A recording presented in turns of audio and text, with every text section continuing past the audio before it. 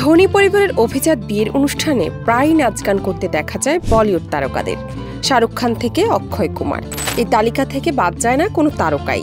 কখনো কয়েক মিনিটের জন্য, কখনো ঘন্টার পর ঘন্টা চলে এই নাচের অনুষ্ঠান। সময় যত বাড়ে টাকার অঙ্ক তত বাড়তে থাকে।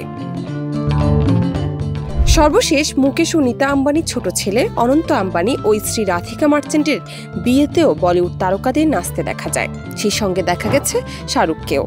আমির সালমানকে সঙ্গে নিয়ে এক মঞ্চে পারফর্ম করেছেন কিং খান।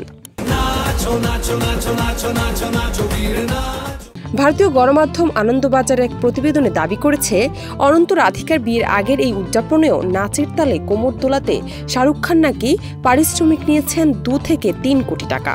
প্রতিবেদনে আরও দাবি করা হয়েছে, অভিজাত বিয়ের অনুষ্ঠানে পারফর্ম করলেই কোটি টাকা পান শাহরুখ।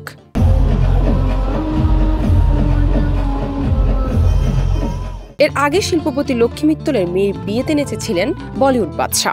সেখানে প্রায় 4 কোটি টাকা পেয়েছিলেন তিনি। 2004 থেকে 2012 পর্যন্ত প্রায় 250টি এমন নামী ব্যক্তিত্বের বিয়ের অনুষ্ঠানে নাচ করে শাহরুখ নাকি 200 কোটি টাকা রোজগার করেছিলেন।